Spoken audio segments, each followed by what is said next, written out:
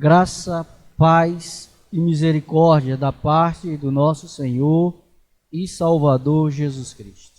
Amém, igreja? É muito bom estarmos na presença de Deus.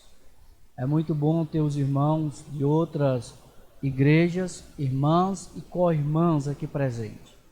É muito bom ver alguns que não podiam estar aqui por causa da pandemia, o medo que essa doença causou nas nossas vidas e na vida de todo o mundo.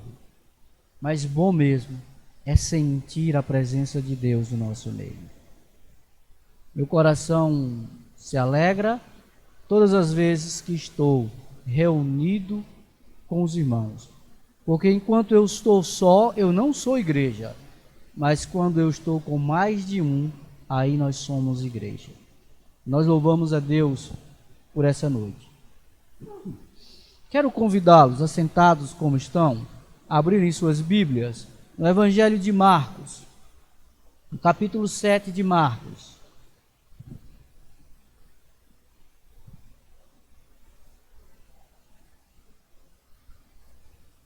Quero ler do capítulo 7 de Marcos com os irmãos, do verso 31 até o 37, e irei fazer uma reflexão baseada no comentário do reverendo Hernandes Dias Lopes, um homem de Deus, o maior expositista da palavra de Deus, o maior exegeta da palavra de Deus dos últimos dias e o homem que tem se preocupado em pregar tão somente a palavra de Deus, sem enfeite, sem coisas por fora. Para nós que estudamos a Bíblia, para nós, essa deve ser nosso maior desejo, pregar a palavra, e não pregar conceitos sobre a palavra, mas pregar unicamente a palavra de Deus. Amém? Diz o verso 31 assim: E ele, tornando a sair dos termos de Tiro e de Sidom, foi até o mar da Galileia, pelos confins de Decápolis. E trouxeram-lhe um surdo, que falava dificilmente, e rogaram-lhe que pusesse as mãos sobre ele. E tirando-o à parte, dentre a multidão, meteu o dedo no ouvido e, cuspindo, tocou-lhe na língua. E levantando os olhos ao céu, suspirou e disse: Efatá, isto é, abre-te. E logo se abriram seus ouvidos, e a prisão da língua se desfez, e falava perfeitamente. E ordenou-lhes que a ninguém o dissesse, mas quanto mais luz proibia, tanto mais o divulgava. E admirando-se sobremaneira, diziam: tudo faz bem, faz ouvir o surdo e falar os mudos. Amém, querido? Deus, nós te rendemos graças pela tua palavra já cantada, já refletida nessa noite, e rogamos ao teu Espírito, tão somente ao teu Espírito, que fale aos nossos corações. Senhor, tu conheces cada pessoa que aqui está. Tu sabes as aflições, as dificuldades. Tu sabes as lutas que cada um tem passado. E tu sabes, ó Deus, quais são a angústia que cada um tem carregado durante essa semana, durante esse dia. Mas no nome santo de Jesus nós pedimos que caia por terra no nome do Senhor. E que todos nós saiamos daqui cheio da tua graça, cheio da tua misericórdia e profundamente íntimos da tua palavra, e que nós colocamos a tua palavra no nosso coração, e que venhamos, ó Deus, como disse aqui, não apenas ouvir, mas praticá-la. No nome santo de Jesus nós pedimos que aconteça assim. Amém e amém.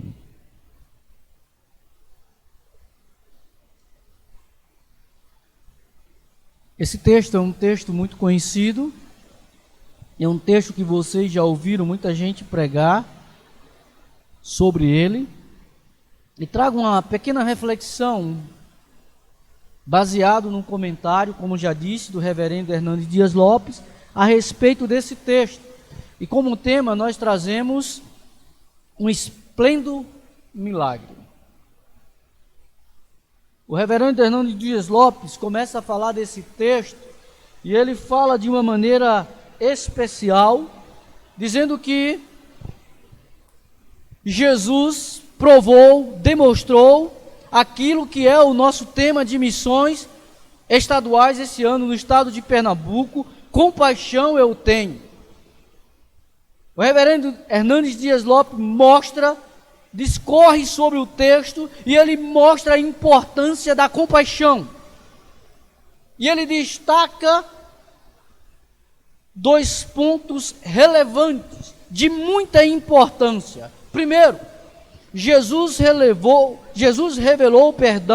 a sua benevolência a eles. Pois Jesus já havia sido expulso dessa região. Jesus tinha sido em outro momento expulso do território de Decápolis, depois que curou, libertou 2 homens que viviam escravizados por legiões de demônio e que viviam nos cemitérios. Mas o povo daquele lugar amava mais porcos, amava mais o dinheiro do que as vidas humanas, e tinham pedido a Jesus para sair daquele lugar. E Jesus então volta nesse momento, dá mais uma chance, demonstra mais uma vez a sua compaixão ao povo de Gadara, da região de Gadara. E ele volta, e aí então lhes é apresentado um homem surdo e gago. No original, nós vamos encontrar no grego a expressão, o termo que demonstra que esse homem, ele falava com uma certa dificuldade. Alguns historiadores dizem que ele tinha gagueira. A outra verdade é que Jesus oferece uma nova oportunidade. Depois de ter sido expulso, Jesus já havia mandado o missionário, aquele homem que estava preso por legiões de demônio, foi o primeiro missionário comissionado por Jesus a ir àquela cidade. Mas agora Jesus volta dando uma segunda oportunidade. Ele foi ele mesmo. Não é mais um missionário, é o próprio Jesus demonstrando a sua graça, revelando àquelas pessoas a sua compaixão, a sua empatia por aquelas pessoas. O texto comprova que Jesus persiste com o homem. Ele não desiste do homem. Mesmo o homem vivendo em pecado, mesmo o homem virando as costas para ele, mesmo o homem dizendo que não quer nada com ele, ele insiste. Ele insiste, porque a sua compaixão é muito maior do que aquele sentimento de dó que nós sentimos pelos seres humanos. Uma outra verdade, o verso 32, quero ler novamente, o verso 32 disse que trouxeram-lhe um surdo que falava dificilmente e rogaram-lhe que impusesse as mãos sobre ele. Eles estavam identificados com Jesus, eles sabiam que Jesus era capaz de curar, eles já tinham presenciado Jesus libertando o possesso que vivia nos cemitérios, mas agora eles trazem uma outra pessoa, e eles não apenas trazem, eles rogam, eles intercedem, eles imploram a Jesus, eles pedem a Jesus, suplicam a Jesus que cure aquele cidadão que estava com aquela doença. 3 coisas são enfáticas, são verdadeiras nesse texto. A primeira, eles creem que Jesus tem poder para curar. Você crê que Jesus tem poder para curar? Eu também creio. Eles já haviam experimentado os milagres de Jesus na vida. Quem de nós não já experimentamos o milagre de Jesus em nossas vidas?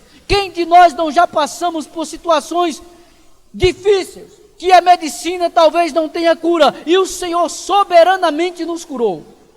Muitos que aqui estão já experimentaram isso. E aí Jesus então faz aquilo que eles pedem. Jesus recuperou a audição e a surdez daquele rapaz. E diga-se de passagem, Isaías vai nos dizer que esse sinal de cura de Jesus é um sinal de que o Messias estava entre eles. Isaías há muitos anos atrás havia profetizado que quando o Messias chegasse, ele iria curar. E a forma que ele curava, a evidência de que esse homem era o Messias, era que ele iria fazer surdo ouvir e mudo falar. Uma outra verdade é que eles revelaram, Jesus revela profunda compaixão por essas pessoas. E nós, o que temos revelado para as pessoas necessitadas da nossa cidade? E nós temos revelado, temos nos preocupado, temos demonstrado essa compaixão pelo nosso vizinho, pelo nosso irmão, pelo nosso inimigo, se é que temos inimigo. Como tem sido a tua, a minha, a nossa relação com as pessoas do trabalho, com as pessoas do colégio, com as pessoas que nos relacionamos lá no nosso cotidiano? Compaixão nada mais é do que empatia, se colocar no lugar do outro, amar como Jesus amou, abraçar e cuidar como Jesus cuidava, se preocupar com os aflitos, se preocupar com aqueles que estão sofrendo. A compaixão me impulsiona a cuidar do meu irmão, a me preocupar muitas vezes com ele, por muitas vezes não o ver na igreja, por muitas vezes não encontrar no dia a dia, por muitas vezes estarmos longe um dos outros, por motivos maiores, talvez de trabalho ou de qualquer outro motivo. Mas nós precisamos, como servos de Deus, nos preocupar com os que estão longe do Senhor e com aqueles que estão longe da graça de Cristo Jesus. A terceira verdade que eles revelaram amor quando trouxeram aquele doente à presença de Jesus, e aí eles, repito, eles intercedem.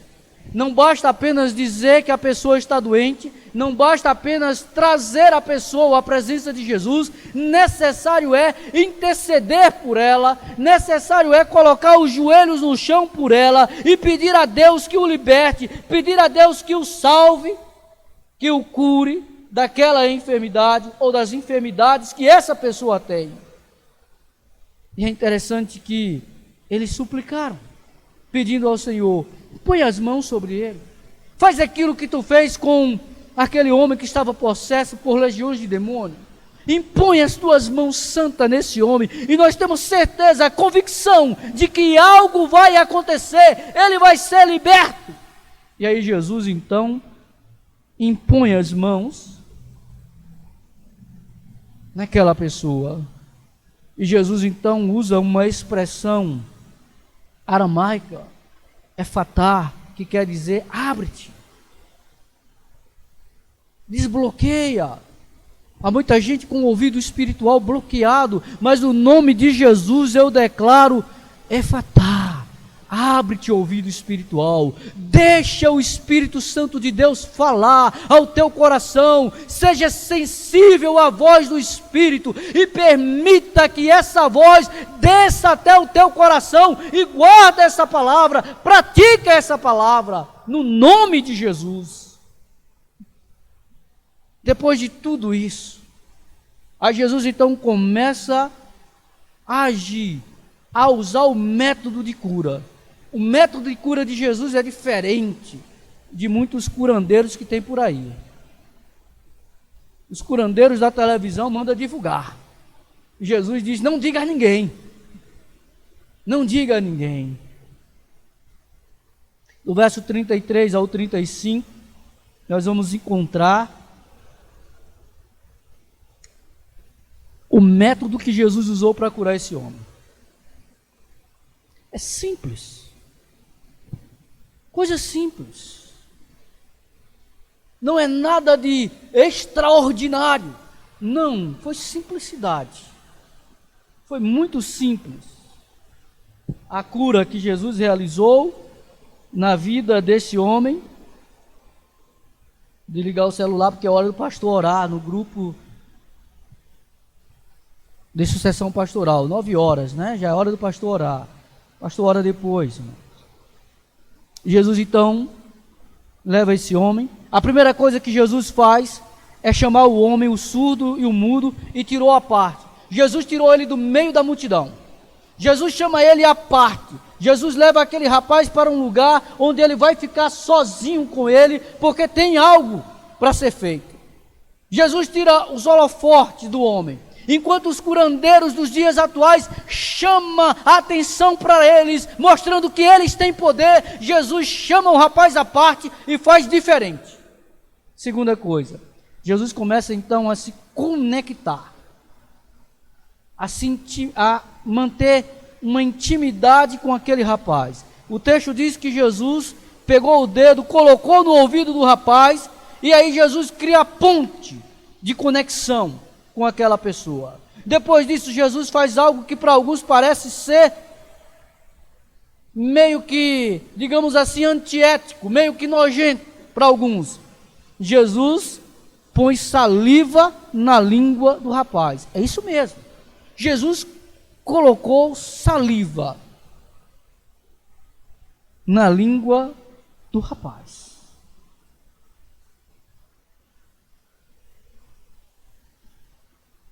Aí depois Jesus então, o texto diz que Jesus levantou os olhos para os céus, revelando uma íntima compaixão, se colocando no lugar do indivíduo, tendo por ele amor, empatia, e aí ele respira, e no respirar bem profundo, o texto no original diz que Jesus puxou o ar e respirou, e quando soltou ele disse assim: Efatá. E o milagre aconteceu.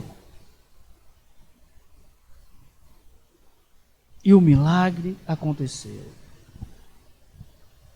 Esse suspirar de Jesus demonstra uma condição de homem. Ele estava conectado, ele estava preocupado, ligado com a dor daquele rapaz. Ele se preocupou a ponto de sentir a miséria, o bloqueio do ouvido daquele cidadão. A palavra efatá, quero ser enfático nela, ela não é uma palavra de poder. Eu não sei quantos aqui são da minha geração e assistiu o Sítio do Pica-Pau Amarelo. E quem assistia aquele negócio, o Sítio do Pica-Pau Amarelo, havia uma palavra de poder, um tal de pilipipim, e aí algo mágico acontecia. Efatá não é palavra mágica. Efatá é apenas uma palavra que significa abre-te. Como já disse, é uma palavra aramaica do cotidiano daquelas pessoas. E quando Jesus disse efatá, ele está dizendo apenas assim: abre-te ouvido. Cai por terra aquilo que está bloqueando esse homem de ouvir. E no nome santo de Jesus eu declaro nessa noite que caia por terra tudo aquilo que impede você de ouvir a voz do Espírito Santo, e que haja cura, que haja libertação nessa noite de seres humanos que estão escravizados pelo pecado, no nome santo de Jesus. A outra verdade é que Jesus, no verso 36, ele chama a atenção do homem e ele diz, olha, ele ordena dizendo que não diga a ninguém o que aconteceu. Quanto mais Jesus pedia para não dizer o que ele estava fazendo, os milagres, mais as pessoas divulgavam. O versículo parece um paradoxo. Aquela região já havia ouvido falar do milagre que Jesus tinha feito com aquele gadareno, com aquele homem escravizado, e agora Jesus vem dizer para as pessoas, para aquelas pessoas: não diga a ninguém, não fale a ninguém, não diga o que aconteceu. Parece que Jesus está tentando se esconder. Não, queridos, Jesus não está querendo se esconder. O que Jesus está querendo nos ensinar aquelas pessoas é que Ele não veio para ser curandeiro, Ele não veio para fazer milagres. Apesar dele ter feito muitos milagres, o objetivo de Jesus na terra nunca foi fazer milagres. Ele fez porque Ele tinha autoridade e poder para fazer, mas o grande objetivo de Jesus era que as pessoas entendessem que o maior milagre que Ele queria fazer era no coração do homem, e esse milagre só poderia acontecer depois da sua morte e ressurreição. E nesse texto, ou nesse contexto, Jesus está caminhando rumo a Jerusalém, aonde Ele vai ser morto e crucificado, e ao terceiro dia veio a ressuscitar. Ele só queria chamar a atenção das pessoas, não para os milagres, mas para o sacrifício que Ele iria fazer, ou seja, a sua morte expiatória, substituta no seu lugar, no meu lugar, no lugar da raça humana. Ele queria que as pessoas entendessem que compaixão não era apenas curar, compaixão era substituir o indivíduo na cruz do Calvário, como de fato e de verdade Ele o fez. E por causa disso, nós estamos aqui prontos para irmos morar no céu. E se você que ainda não teve uma experiência com Jesus, quiser ir morar no céu, o passo é simples. Basta crer e ouvir a voz do Espírito Santo no seu coração, e você terá a sua vida transformada no nome santo de Jesus. Quero concluir essa reflexão nessa noite fazendo algumas aplicações do texto para a minha vida, para a sua vida, para as nossas vidas. A primeira é que o surdo é uma pessoa que não ouve. Claro, pastor, todo mundo sabe disso. É uma pessoa desligada da comunidade. Para isso já está aí no Brasil aquela forma de comunicação com eles, de Libras, que já é lei no Brasil. Nós precisaremos no futuro, logo, ter alguém interpretando aqui na linguagem dos surdos, em Libras, porque alguém aqui pode ser surdo e a gente não saiba. Futuramente é lei, nós precisamos ter alguém fazendo isso. Não sei se vocês já observaram que todo o discurso dos políticos, do presidente, algumas mensagens cristãs através da televisão, tem alguém transmitindo para os surdos a preocupação com essas pessoas, porque eles estavam fora da comunicação. Esse aqui, no contexto de Jesus, ele não vivia na comunidade, ele vivia além, aquém da comunidade.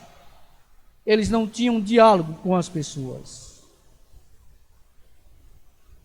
Há 3 tipos de surdez, e eu quero chamar a sua atenção para isso. Há 3 tipos de surdez. Há uma surdez de nascença. O indivíduo que nasce com essa deficiência, ele nasce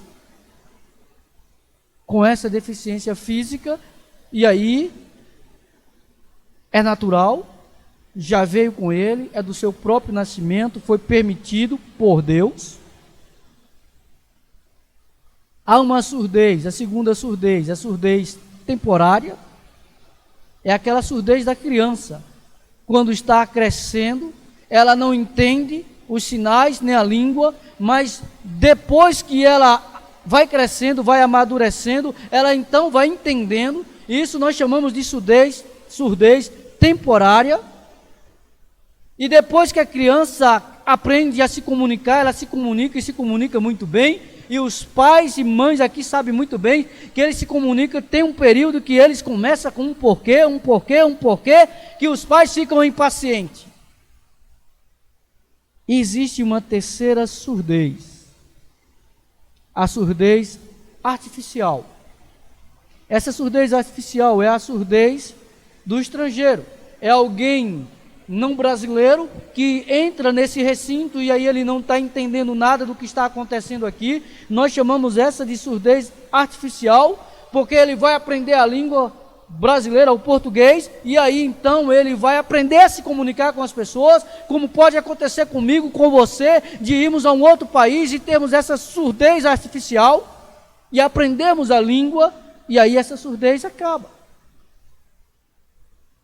Mas existe uma quarta surdez, e essa é prejudicial, e essa é crucial, e essa leva as pessoas ao inferno.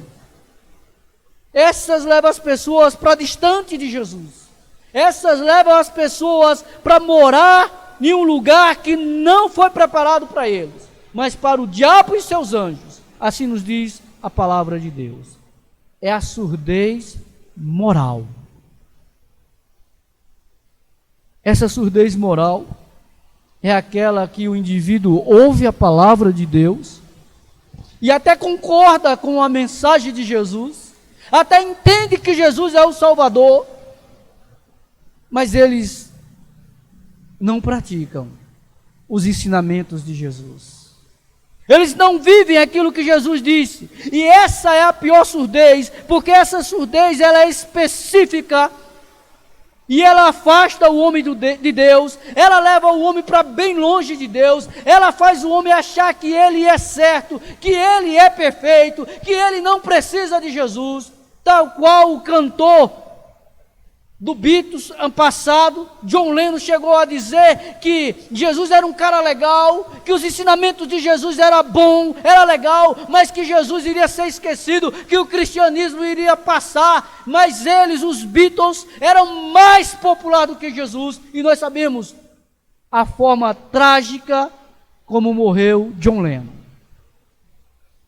E há muita gente com a surdez moral, falando bobagem a respeito de Jesus.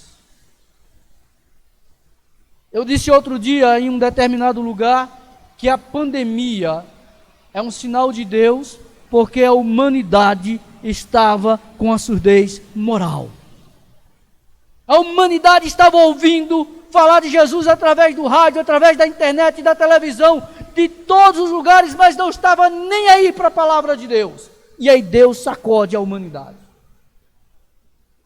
convidando o homem a abrir os seus olhos, a abrir os seus ouvidos, a permitir que a palavra de Deus entre no coração e que façamos aquilo que o Salmo 119, verso 5 diz: guardei a tua palavra no meu coração, para eu não pecar contra ti. Queridos irmãos e amigos, quando Jesus se coloca no lugar daquele surdo, algo extraordinário aconteceu com simplicidade. Jesus realiza a cura da forma mais simples do mundo, usando até mesmo remédio. Um grande comentarista desse texto diz que a saliva foi o remédio de Deus para aquele rapaz. Eu não sei qual, ou em qual das 4 surdez você está. Em nome de Jesus, quero crer e peço ao Senhor que não seja na última, na surdez moral, de ouvir a palavra de Deus e não permitir que ela entre no seu coração, que ela faça a transformação que precisa ser feita. Nós falamos muito em compaixão, nós falamos muito em amor, e agora, daqui a alguns minutos, nós estaremos celebrando a ceia do Senhor, e a ceia do Senhor para mim e para todo cristão tem um significado muito importante. E o significado não é outro que não seja libertação, transformação de vida, capacidade de amar e de perdoar o irmão, o próximo.